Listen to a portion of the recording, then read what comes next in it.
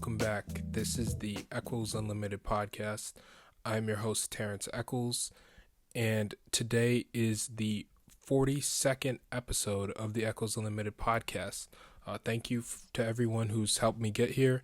I'm going to continue to grow. I'm going to continue to get better to the point to where I'm not recording these in my attic, and I'm actually able to record them in a studio, and I think this is going to grow into something great one day. So just speaking that into existence, and shout out to episode number 42, the Jackie Robinson episode. I have a couple things I want to talk about today. One being the NIL, which I can be impacted by, and also the U.S. and the U.S. men's basketball team in their upcoming trip to Tokyo and the 2021 Olympic Games. It is in replacement of the 2020 Olympic Games that got postponed to this year. So we're excited for that. And they've been struggling a little bit. I'm going to give you 3 reasons why the U.S. will still win the gold despite their early struggles. So before I get into this episode, I would really like to take a minute to ask that you please support the podcast. This is on YouTube and Apple Podcasts and Spotify and any place that you listen to, whatever you're listening to. I thank you for taking the time to listen to. I thank you time for watching the video or doing whatever you're doing to support. But I'd like to also ask that you please, it doesn't cost you any money. It doesn't cost much effort. Please just like this video. Please give the podcast 5 stars. Please subscribe to my YouTube. Please subscribe to the podcast on whatever platform you're listening to it on. It would really help me grow this into the podcast that I know it's going to be one day. So I would just like to ask that you please do that, because now with the segue into my next topic, which is the NIL, the name, image, and likeness. Student athletes in the NCAA who compete in the NCAA are now able to profit off of their name, image, and likeness. This is something that I thought would never happen, especially not only in my lifetime, but during my college career. I never would have expected that this would happen while I'm still in school. So this is definitely really cool. I'm definitely super excited about it. An athlete of my stature won't be seeing very many, deals, but I'm just super glad for everyone who puts in the effort and puts in the hard work and deserves the social media following or whatever they get to the point to where brands, companies, and different places can reach out to them and they can work out deals. And I'm super glad that, student athletes are now able to do that. That's something that has been on my mind since I was a young kid learning about college athletics. I'm like, man, these guys are working so hard and they're not able to profit off of, something like a video game per se.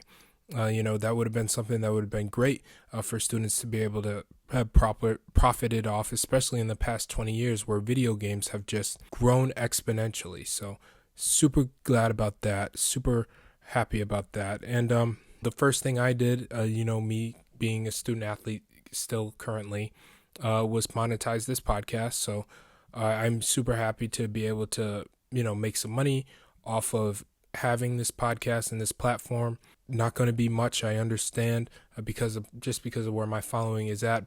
And if you'd like to support the podcast financially, I've included a link to my Anchor page, which is where you can become a monthly supporter or you can become a one-time supporter. It doesn't matter. It's just a link that you just tap on either on my YouTube page, like for my channel page, or you can just go directly to the thing. It's at anchor.fm/TERRENCE-ECHOLS. That's where you'll be able to get to my site. And, I'm not asking anybody to do that. If it's something you feel compelled to do, if it's something that you want to do, if you enjoy the content that I put out, please, I would greatly appreciate it. So, and thank you in advance for anyone who decides to do that. Enough about me, enough about the NIL. The main reason why I wanted to talk today is because of the upcoming Tokyo Olympics. The Team USA men's basketball, it's going to be the first Olympics coached by Greg Popovich after Mike Krzyzewski coached the past 3. in 2008, 2012, and 2016. So it'll be the first time Greg Popovich gets a shot at it. Their last showing in the 2019 FIBA World Cup was not great. Team USA finishing in 7th place. It's a tough thing to be an Olympic coach, because especially in the U.S., where a lot of countries, their most talented basketball players are their most talented basketball players, and they will play together until they're in their 40s. They'll grow up and they'll play on the U17s, U18s, U19s, and then they'll play on the under 21s, and then they'll go on to the senior team together. And once they do that, they've already built a relationship. They've already built chemistry.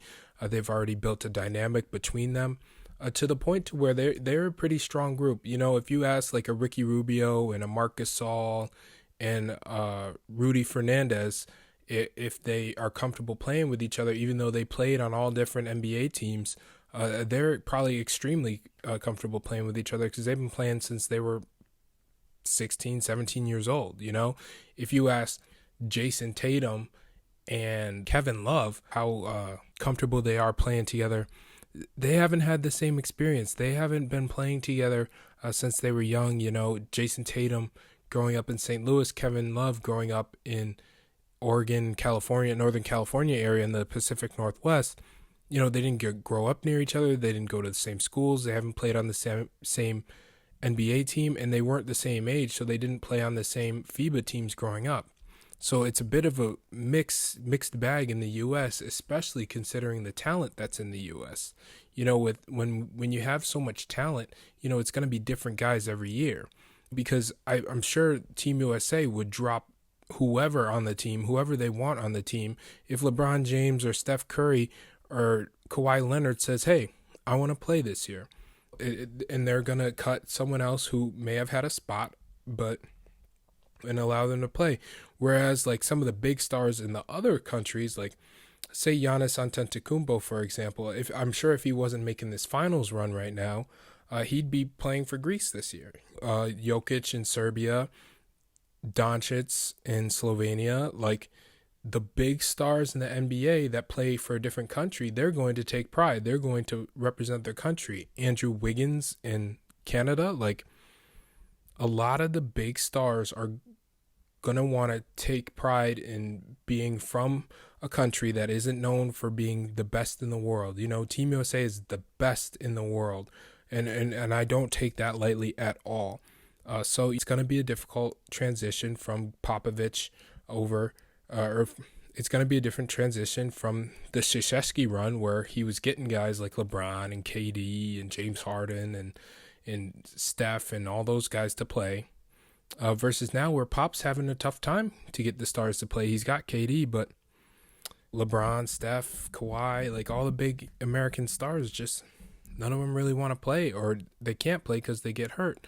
And I'm sure this NBA season does not have a positive effect on it at all. So let's get into my reasons why, despite all that's going on, the U.S. will still win this tournament. So my number one reason for why they are going to win the Olympic tournament and they're going to win the gold medal is because they have a good mixed bag of players. They have scorers such as Damian Lillard and Kevin Durant. They did have Bradley Beal, but he had to drop because he's in health and safety COVID protocols. So that's an unfortunate loss for them, because we all know he's an amazing scorer, despite the fact that he had 2 points versus Nigeria in their loss against them a week ago. But we all know how lethal of a scorer Bradley Beal is, and how he's been at the top of the NBA for the past few years in that. But you also have guys who can, step back and play a role. And I think those are going to be the most important guys in this run. People are saying stack the team with stars, bring as much stars as you want on there. And that could be good in a way. Of course we want the LeBrons, the Kawhis, the Stephs, all the main guys in the NBA to play. But, unfortunately, I think when you don't get those super mega stars, it's better to have guys that are going to complement each other, and guys who are going to assume roles and take on roles. Guys like the Draymond Greens and the Bam Adebayos and the Drew Holidays. guys who are going to play hard on defense while they can also give you a little something on offense. I'm not too sure about Draymond anymore, but him offensively in terms of running an offense, hitting cutters, finding open guys, getting guys into position to play. I think Draymond's as good as anyone in the NBA at doing that. So I definitely think he's going to be valuable on both ends of the floor, just like Chris Middleton, just like a Drew Holiday, just like a Bam Adebayo. So before we take time to disregard them as players just because they're not Russell Westbrook or Stephen Curry, like, give them a break. They are on the team for a reason. There are people much smarter than you picking the guys for the Team USA roster. So, I don't understand why people get so upset why Kevin Love makes the USA team originally, when Kevin Love, alongside KD, is the only other person left from the team that won it back in 2012. And that was one of the most dominant performances in USA basketball history we've ever seen. And the team that played in 2012. So give them a break. I'm sure whoever is making those decisions, whether it's Colangelo, the guy who runs USA Basketball, whether it's Popovich, or whether it's, I'm sure Adam Silver even probably has a say in who gets to play and stuff like that. Like, the guys making the decisions are the guys making decisions for a reason. We have to trust in that, and we have to, understand that USA is the king when it comes to international basketball. And just because they finished 7th in their last tournament does not mean that much is going to change, and they're going to stay towards the top. Other countries are bringing in more and more talented players. I get that, but that means that instead of the USA winning by 60 and 50, games might get a little closer. There'll be a little bit more parity. We've already seen them lose to Australia and Nigeria. Like, that's just the way it is. But at the end of the day, the bag of players that they have, the pool of players that they have, is what's going to make the difference when it comes time for them to win. When it becomes winning time, we're going to get the ball to guys like Kevin Durant, guys like Jason Tatum, Damian Lillard, guys who have shown that they can be clutch, who have shown that they can be trusted in serious situations, and they're going to bring home the gold medal for this country. So the next reason why the U.S. men's basketball team, men's national team, is going to win the 2021 Olympics for basketball is because they're motivated to win. At this point, they've heard everything that people have been saying about them. They know that they finished 7th in the last tournament. They know that they lost to Nigeria. They know that they lost to Australia. They know that, people are questioning guys on the team such as Keldon Johnson and JaVale McGee, and guys who have just gotten picked up, and guys who have, gone into protocols. And, it's just been crazy. It's been a crazy past couple of weeks in USA basketball. And it's been a crazy past few months, or it's been a crazy past year and a half in the NBA, So it's been nothing that no one has been able to predict anything that's been happening. No one has been able to predict, all the stuff that these guys have had to go through. So before, you get on Twitter, or you hop on Instagram, hop in a comment section, or before you write that tweet, or come on Twitch or whatever platform you're on, and you're talking about them in a negative way, think about the circumstances that they've had to deal with over this past year and a half. It has not been easy to be a professional basketball player. It has never been easy to be a professional basketball player, especially when you have to face scrutiny for trying to represent your country and being selected to represent your country. Once you make it to the top of the league in terms of players, like quality of players, it's hard to even, get selected for that. Like, we saw Trae Young on Twitter last night tweeting the Isaiah Thomas, I met the criteria to be selected. However, I was not. Like, Isaiah Thomas was one of the best players at the time in 1992. He had won 2 championships and was arguably the best point guard in the league. But they didn't pick him. They didn't select him for the team. For one reason or another, it was not the proper pick. If they were picking strictly off the stars in the NBA, Isaiah Thomas would have gotten picked way before a guy like Christian Laettner. It's like Christian Laettner he was the young guy. He was the star in college. He's a guy who's able to be in a program and roll with the big dogs and understand and take a coach's teaching. And the guys making the decision at the time for USA Basketball were like, let's take him instead of taking another star who might mess up our chemistry. They knew Christian Laettner wasn't going to affect the team's chemistry in a negative way. They knew he would buy into his role and that he would play his role and that he would contribute in a positive manner. It's not always about getting the stars. But yeah, no, like going back to my second point, it's like when Spain won in 2019, that stung, because Spain has always been there. They've always been there in the gold medal games versus the U.S. They've always been there at the top of the rankings in the FIBA rankings. And then in this past tournament in 2019 in the FIBA World Cup, they finally broke through and won a gold medal. And, I think the U.S. saw that and they're like, oh, Spain, okay, they know they're good. They're starting to get a big head. Not exactly like in terms of Ricky Rubio coming out here saying I'm the king of the world. Like no one's watching him do that, nor would he ever even think of doing that. Deep down, Ricky Rubio knows he's the last guy to get a gold medal. Marc Gasol knows he's the last guy to get a gold medal. I don't know if any of those guys are playing this year, but those Spain guys, Spain has the second best professional league in the world for a reason. It's because they play some of the best basketball in the world there, and they have some of the best basketball players in the world there as well. So it's definitely important for us to realize that there are teams that are going to be gunning. Luka Doncic is a top 10 NBA player in the league right now. He's bringing Slovenia to their first Olympic Games. You got the Dragic brothers on that team. You got guys, like Mike Tobey, who played at a high Division I level at Virginia. Like Slovenia is no slouch. So, you can't take teams like that for granted. You can't take a win like that for granted. So it's going to be a struggle. It's going to be hard, but I believe that the guys on Team USA this year are motivated. Coming off of the Nigeria loss, coming off of the Australia loss, and from people coming out and saying that they don't deserve their spot.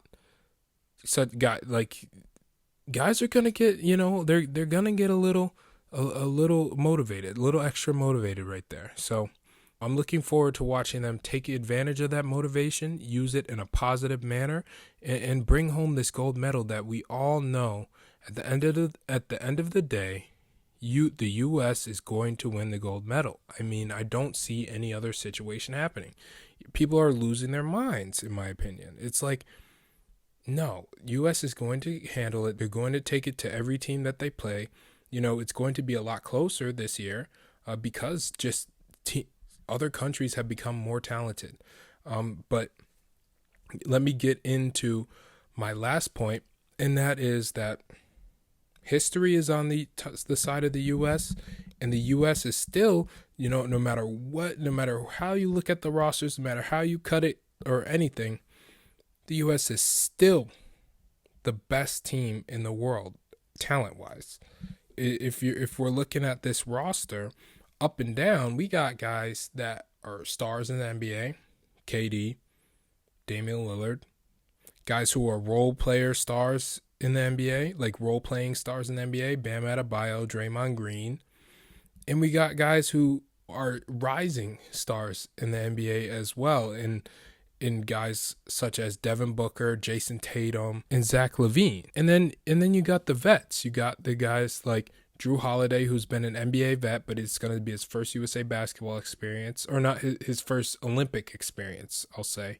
Chris Middleton, it's going to be his first Olympic experience, but he's a vet in the NBA. He's played 8 years in Milwaukee. He's gotten pretty good. He's probably the reason why the Bucks have tied this series in the NBA Finals on the date that I'm recording this. It's about 3:45 on Saturday, June 17th. So they're about to play tonight. So we'll see how Chris Middleton shows up tonight. And then you also have JaVale McGee now. JaVale McGee is a rim protector. He's a role player. He plays really hard. He's a champion. do not disrespect this man. Do not try to come at this man and say he doesn't deserve it. He's a fool. He's a goofball. He's exactly what Team USA needed. Team USA needed a rim protector, so they reached out to one of the best guys in the world at doing that. In my opinion, if Jarrett Allen from the Cleveland Cavaliers, if he was healthy, I would have picked him. But, that's just me. He probably wasn't, or he probably had something going on. I don't know. I don't know what his situation is, or say a Miles Turner, but I think he might be hurt. So, they got JaVale McGee. Let's see what he does. I think he's going to do a fine job. Team USA always needs that rim protector. They always need that guy in the middle that can go and get rebounds and protect the post and all that type of stuff. He's probably not going to score, but he'll play that Tyson Chandler role from 2012 that was so important in getting that dominant gold medal win. But if we look at the history of the situation, let's look at the history of the situation. The U.S. has medaled in every Olympics since 1948. The only Olympics where they have not medaled was in the 1980 Olympics, but that's because the entire country sat out of the Olympics because they were in Moscow, Cold War. You history buffs out there probably know the situation better than I do. I won't get into that, but that was the last time that Team USA did not medal in an Olympic Games. If that's not proof and if that doesn't prove to everyone else that the history of this country in this sport is very rich, is very strong, and is very proud, then I don't know what else to say. When you play for Team USA in the Olympics, you expect to win a gold medal. That's the expectation. And we're out here before they even start playing in the games, before the games even start. Just based off their exhibitions and who's playing on the team, we're questioning that. We're questioning one of the best coaches in the history of the NBA, Greg Popovich. 5 championships. If anybody knows how to set a culture and to strategically plan and how to manage a group of very talented individuals, it's Greg Popovich. Let's stop questioning him just because of, recent struggles and stuff like that. Let's stop questioning him because of that. He's built the resume and he's built the reputation that doesn't deserve any type of questioning. It's Greg Popovich. Arguably the greatest of all time. Him, Phil Jackson, Mike Krzyzewski. It doesn't matter who you think is the greatest American basketball coach of all time. He's up there. He's in the top 5 at least.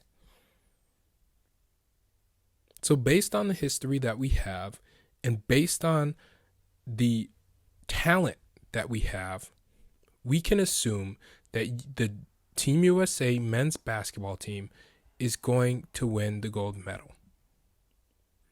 I'm tired of seeing people talk negative about this team, talk negative about the players. In my personal opinion, why do we feel the need to, and I talked about this in my Stephen A. podcast, why do we feel the need to bring out all of the negative stuff about these guys about to travel halfway across the world and compete in a once-in-a-lifetime opportunity? And we're going to question that. We're going to question having Keldon Johnson on the team, the only guy who has experience playing for Popovich in the NBA. We're going to question him being put on the team. We're going to question the people that made the decisions that he should play over, some of the other guys that I would have selected. I would have probably picked, maybe Trae Young, Jimmy Butler. If Kyrie's ankle was feeling right, I would have called him. But they decided to go with Keldon Johnson. Great. Let's support Keldon Johnson and give him as much love as we can. But no, we're out here. The mainstream media guys are saying, "Oh, Keldon Johnson, he doesn't deserve it. He doesn't deserve it. He's a role player in the NBA. Blah blah blah." Why can't we just appreciate the fact that we have the most talent in the world. So, I mean, the fact that any other country would be lucky to have a player of Keldon Johnson's capabilities. But because he plays here in the U.S. and he's from the U.S., we have to question it. We have to say, oh, no, we don't want him. Boo. Ah. You know, you don't know what he's going to bring to the table. You haven't seen him yet play in this environment. So I don't want to hear, like, and I hate to make demands on people, but I'm not really trying to hear all of the negative talk about upcoming Olympic team. Like, it doesn't warrant that type of negative response to this, because the guys are going to do great. We're going to speak it into existence that they're going to do a fantastic job. We're going to speak it into existence that it's going to be the most entertaining and amazing Olympics we've ever seen. And we're going to speak it into existence that everyone's going to stay healthy, everyone's going to stay strong, everyone's going to stay smart over there, everyone's going to stay, and most importantly, everyone is going to stay COVID free. I made this podcast because I'm a huge basketball fan. I'm a huge fan of all things sports, but most specifically basketball, because since I am currently a basketball player over at Marist College. But another reason why I made this podcast is because I wanted the opportunity to come on here and to tell stories and to talk about things and to bring up important discussions and be able to spin things in a positive light. People don't spend enough time being positive anymore. It's one thing that I really want to try to push and really want to try to influence other people to do. Spend more time being positive. Spend more time being great.